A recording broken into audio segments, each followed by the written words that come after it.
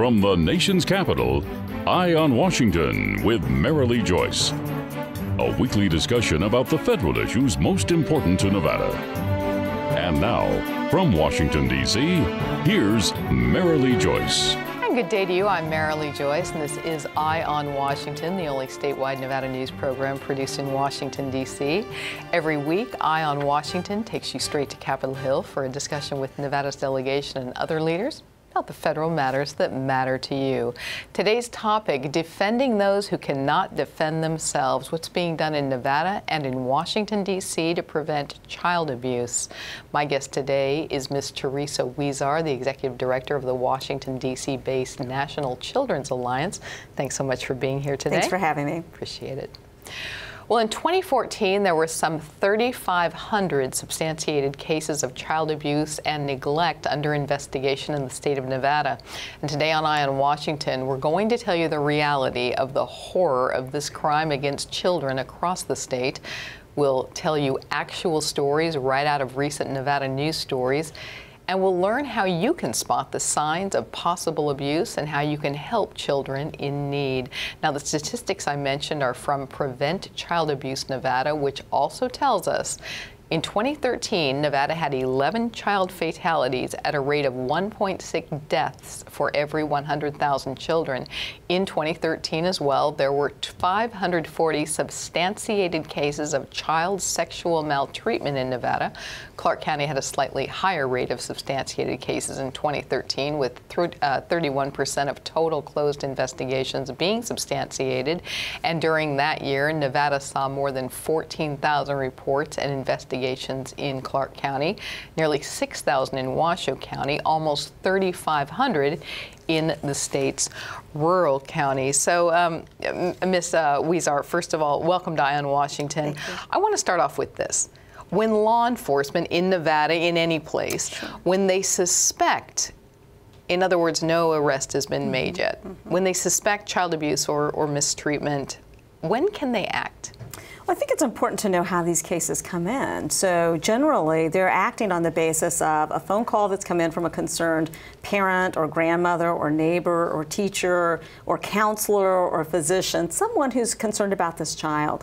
And what they're empowered to do is to investigate, to find out what has happened. So I think it's important for your viewers to know that when a report is made, you don't have to, and you shouldn't necessarily know absolutely that it's happened. You just have to have a reasonable suspicion that you're concerned that this could be happening to a child, and that gives law enforcement the legal authority to begin their investigation. In 800 communities around the country, including 3 in Nevada, that's going to happen in the context of a children's advocacy center. Nevada's not a hugely populated state, so when you hear 1.6 deaths for every 100,000 or 540 substantiated cases of the child sexual maltreatment, for example, for me, sounds like a lot of kids, and it sounds like a very serious problem, that number. But how does Nevada compare with other states? Well, I think when you look at the national averages, Nevada's not doing well. For example, in neglect, it's been relatively flat for the last 5 years. Nationally? Both nationally and in Nevada, in terms of basically no improvements have been made. So that would be a concern in and of itself, since that makes up the majority of child abuse cases. However, probably far more concerning than that is the physical abuse numbers. Nevada has double the rate of physical abuse than the rest of the nation. And so we have to ask the question, why would that be the case?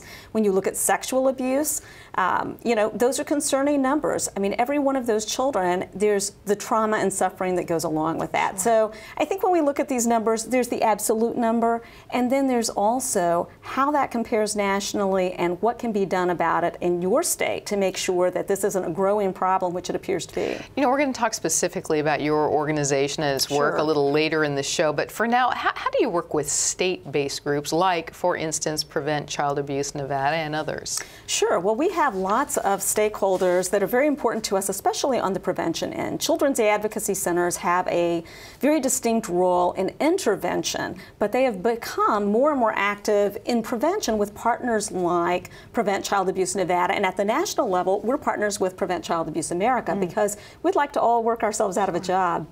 I'm sure you would. You know, this, of course, is a show that focuses on how federal news and legislation affects Nevada. What would you like to see Nevada's congressional delegation do here on the Hill to help reduce this crime against children? And for that matter, what would you like to see Congress do in general? Well, I think there are several actions that could be taken. And let me just say that Congress has overall been very good on the issue of child abuse. And I think that they've been very supportive of children's advocacy centers, including the Nevada delegation. But there's always more that could be done. For example, right now there's a national congressional commission on child abuse fatalities, and they will be issuing their report this spring. And there actually is a representative from Nevada that sits on that commission. And the hope of that commission is that there will be concrete legislative recommendations that then can be taken forward both federally and at the state level. So I think for your viewers to keep their eye on that and to make sure that those recommendations are taken seriously and not simply lost in the shuffle of other bills that, you know, come across each session. Okay, thanks so much. And when we return, how can this be true? Horrid abuse tales straight from Nevada media. It's right after this. You're watching Eye on Washington with Marilee Joyce, brought to you by Caesars Entertainment, the Las Vegas Sands Corporation, the Regional Transportation Commission of Washoe County, the Las Vegas Convention and Visitors Authority, Boyd Gaming, NV Energy, the Regional Transportation Commission of Southern Nevada, Rogich Communications Group, and Jim Marsh Automotive.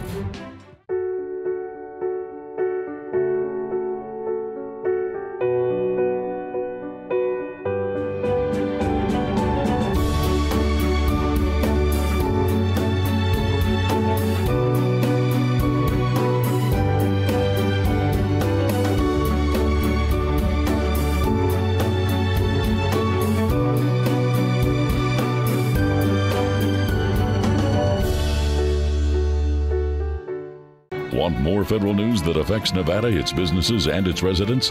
Then you need to subscribe to Nevada's Washington Watch newsletter, your sole source of online news direct from Washington, D.C. Visit joycecommunications.com and subscribe today. All of us at Caesars Entertainment have something we want to say. Play responsibly. Play responsibly. We don't want you to gamble if you've had too much to drink. You shouldn't gamble if you're lonely or depressed. And if you're under 21, you're not allowed to play. No, no, no. No matter which of our casinos you come to, our message is always the same. Play responsibly. Play responsibly. Play responsibly. We know you're coming to our casinos to have a good time, and we always want you to leave feeling like you did. Help Nevada Humane Society save the lives of orphan kittens by becoming a foster care volunteer. Over 2,000 kittens a year need temporary care. These kittens need food and personal attention until they're old enough for adoption.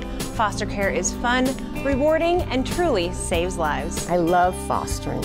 I have fostered almost 50 kittens so far, and it is so rewarding. If you can foster kittens for a few weeks, we can find them homes for life. To learn how you can become a foster care volunteer, call or visit Nevada Humane Society. And welcome back to Eye on Washington, our discussion of the reality of child abuse and neglect across Nevada and across this nation. My guest today, Ms. Teresa Huizar, the Executive Director of the National Children's Alliance. Well, the following is difficult to report, and it's going to be difficult for you to hear, but sometimes we need to be hit with painful information, so we will care enough to take a stand against it. Shockingly, horrifically, these are real headlines from real Nevada news stories. Here we go. Nevada couple face charges in case of starved baby, hidden corpse, impregnated teen. The Associated Press reported in April about this twisted, gruesome case of abuse involving a child's corpse hidden in a broken-down car, a starved baby living on water, and a sheltered teenager impregnated by the stepfather. From Carson now, we have Carson City man jailed on felony child neglect, boy removed from disgusting motel room. So this guy reportedly tossed his 2-year-old son into a hallway, then later told police he should have killed him. Then we have foster parent arrested for child abuse. 8 News Now reported earlier this fall about a man who was arrested on domestic battery and child abuse after his 12-year-old foster child's injuries were noticed at school. And the worst case of them all, Fernley man gets up to 24 years in prison after pleading guilty to fracturing infant's skull. And that is just really enough said on that one. And, you know, Ms. Huizar, at least in that latter case, we did see some righteous judgment. The guy got 76 to 192 months in Nevada State Prison for child abuse causing substantial bodily harm. Another 24 to 96 months there for child abuse. This was just a little infant girl. It is too sad to even think about, and yet you deal with stories like this all day long, don't you? Unfortunately, yes. There's certainly lots of suffering that Americans' children experience and Nevada's children are experiencing. But I think one of the things that keeps me hopeful in all of this is that there are things that your viewers can do to help prevent these cases. And I think the other thing is that there are effective interventions so that hopefully other children won't have to suffer these terrible fates. You know, when you hear and read stories about this, it's just hard to stomach. I was sharing with you before the show, I actually, just researching it, just doing this program, I really needed to pause and deal with the pain I felt, you know, just reading it, just writing it out. I cannot imagine being the family and friends and that concerned grandmother. You know, we mentioned earlier, you've led the Alliance now for 8 years. Does it ever get any easier to deal with all this? Well, it certainly doesn't get easier to hear about the suffering. I think, however, what has happened over the last 8 years is we have learned so much more about what's so helpful in both preventing these kinds of cases and effectively intervening in them. So I'm thankful that, you know, over the course of the last decade, essentially, tremendous progress has been made in prevention and intervention in child maltreatment. And I think that we can share some of those tips perhaps with your viewers. Next segment, we're going to give a whole lot of those signs and what you can do. You know, and again, we're going to get, and the reasons that these happen. But, you know, for those on the outside, you're on the outside and you're just suspecting something's amiss in somebody's home. But a lot of folks don't want to be nosy or get into another business. What should someone do if they're worried? No one wants to falsely accuse someone. Where's that line? What do you do? When do you go to authorities or talk to somebody? I think the important thing to remember is that the system is really set up in a way so that you can bounce these ideas and these concerns off a professional who is trained to know whether there should be a reason to make a report or not. So if someone has a suspicion that a child is being abused, they absolutely should call and report that to authorities, so whether to law enforcement or child protective services. And the important thing to know is that the person who's taking that report is the one who's trained to screen that and to evaluate whether or not any further action, including investigation, should be taken. So I think sometimes people think, because maybe TV shows show it a little differently, they think that when they make a call, something, you know, drastic is going to immediately happen. Not at all. The very first step when you make a call is that the people on the receiving end of those calls are going to evaluate whether this is something that should be further investigated or not. Okay. When we return, can you help Nevada's abused and neglected children? Well, let's talk about the signs of the problem and what you can do. That's right after this.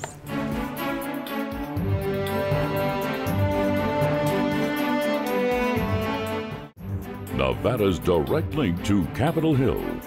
Eye on Washington with Marilee Joyce. The only statewide Nevada news show based in Washington, D.C. All the top federal matters that matter most to Nevadans. Marilee talks with our congressional delegation and other leaders about the federal news you need to know. Eye on Washington with Marilee Joyce. Nevada's Eye on Capitol Hill.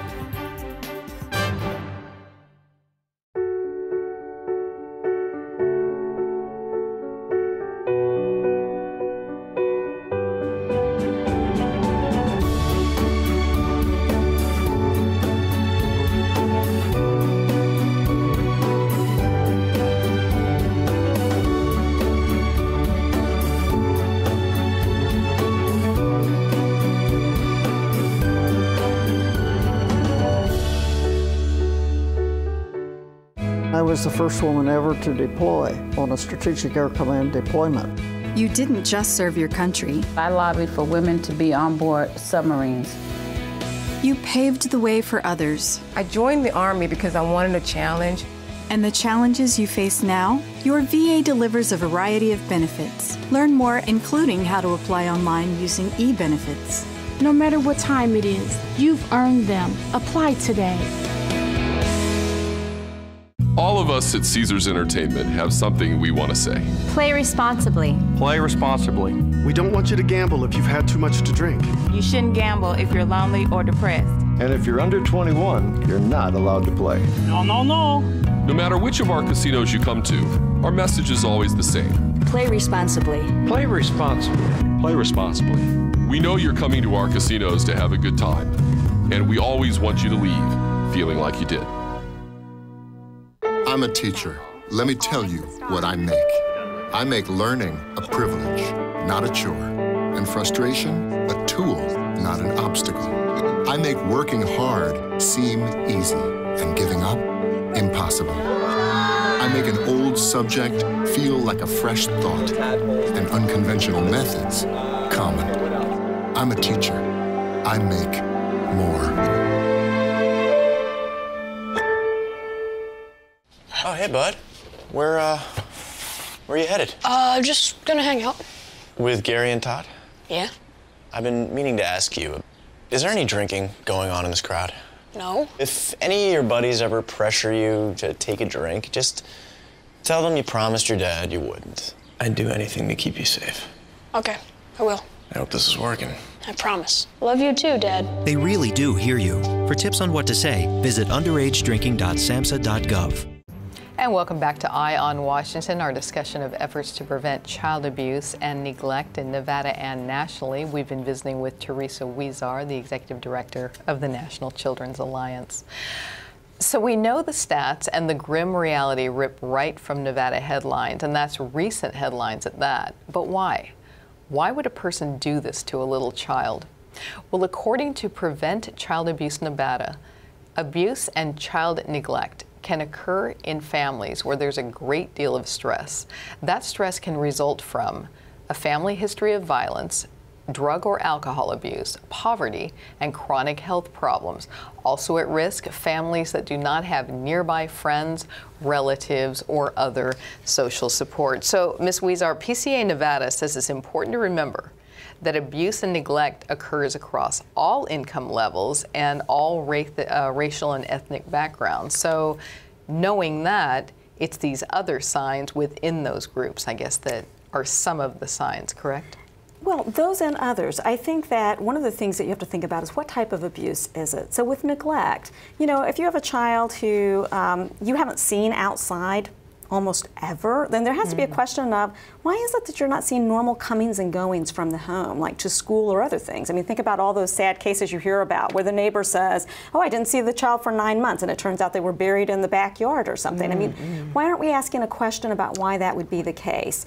And with physical abuse, if you see a child who seems to be dressed inappropriately for the weather, I mean, aside from just sort of routine bumps and bruises that all kids get, you know, no child in Nevada in summer should be wearing a turtleneck to cover up bruises or other kinds of things. I think sexual abuse, it's a little more difficult because typically that's coming out of a disclosure where the child is actually turning to someone and they may not say, you know, I've been touched or I've been sexually abused, but they're disclosing some really concerning sexual behaviors or acting out, and we should have our eyes open for those kinds of signs and signals. Do you find it the case that we too often assume a, quote, typical child abuser fits this typical, you know, X mold, and yet we're learning today there really is no set mold?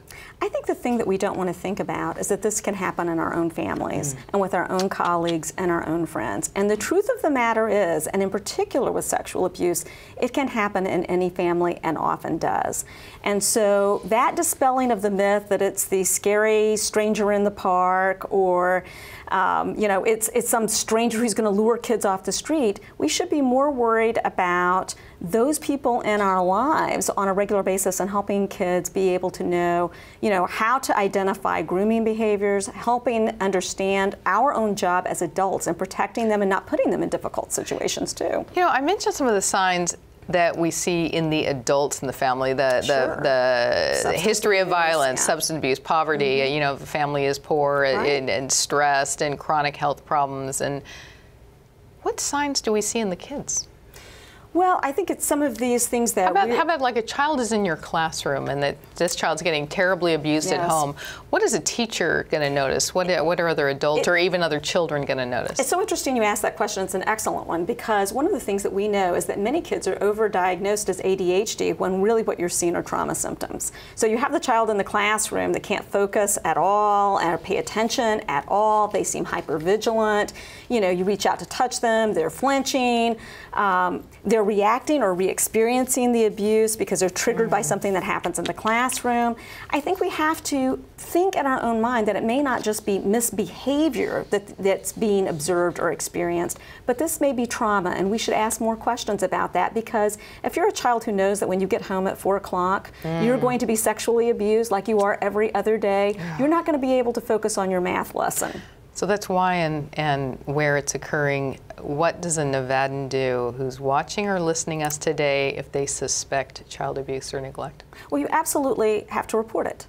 Not simply just because it's a good thing to do, but it is the only way to ensure that that child is going to have someone looking at their situation who's trained to evaluate it, to find out more information. So I think, while I understand sometimes people feel a little bit of a reluctance to speak up and be the person to make that call, I would just so encourage them to really reach out. The other thing I would say, though, is that sometimes we see families that are obviously very stressed. The parent who's screaming at their child at the grocery store. The first thought in my mind when I see that isn't, let me call the police. It's, you know, just to intervene a little bit, just to say, hey, you know, I so remember when my 2-year-old acted like that, and reach out. And when we return, just what is the National Children's Alliance, and how can you join their fight against this horror of child abuse? We're going to tell you how right after this.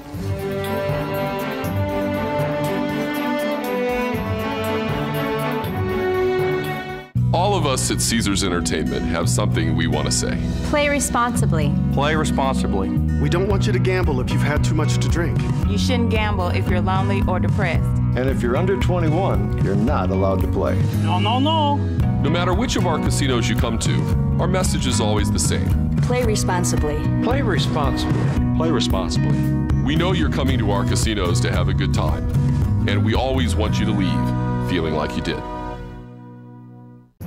Nevada's direct link to Capitol Hill.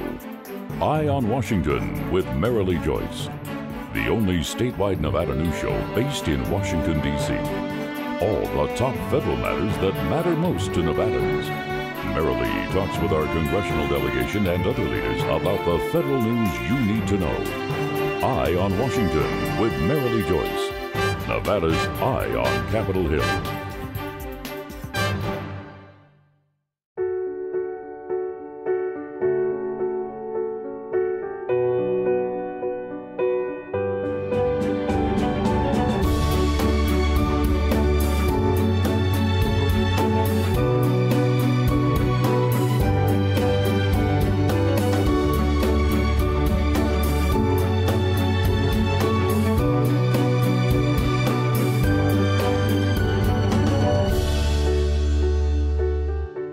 Having your child hospitalized can be a terrifying experience for any parent. In one moment, everything can change.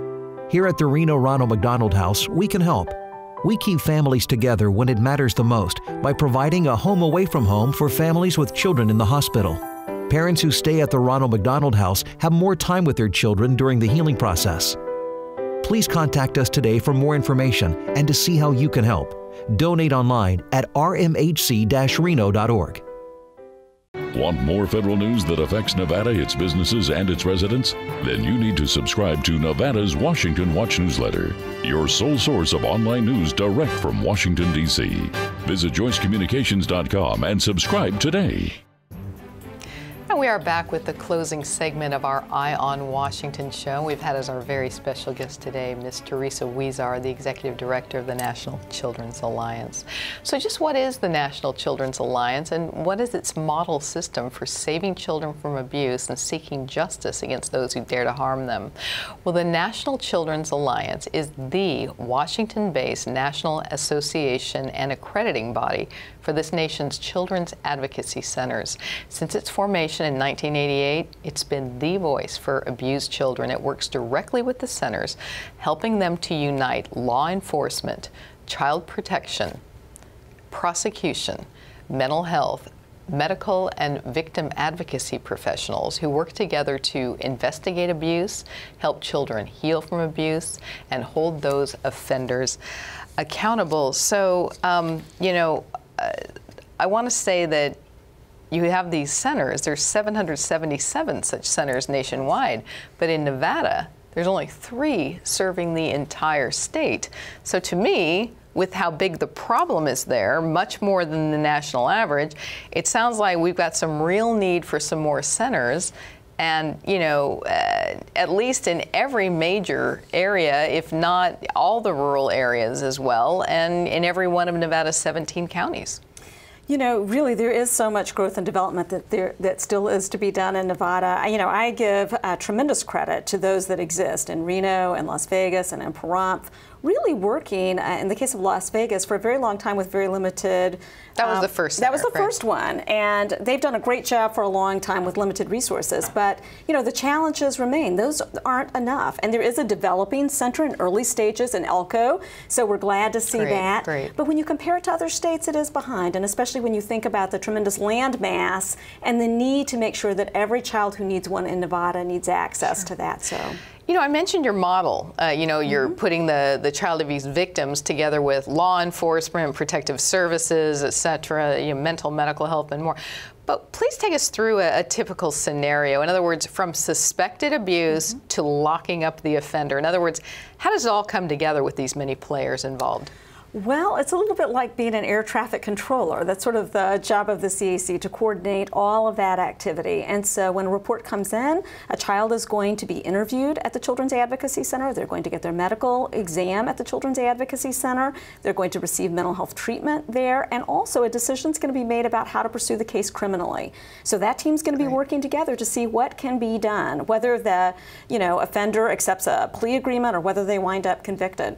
And you know, I just want to say we are out of time, but we do have some good signs for good help for kids. You know, it says 316,000 children were served in the Children Advocacy Centers, the CACs, in 2014, and 1.6 million individuals were provided with prevention training and information through those centers last year as well. So some good news for a horrid topic, right? Thank you. Thanks for being here today. It's real important, and I hope we can help people. Thanks for having me. I hope this show helps some people.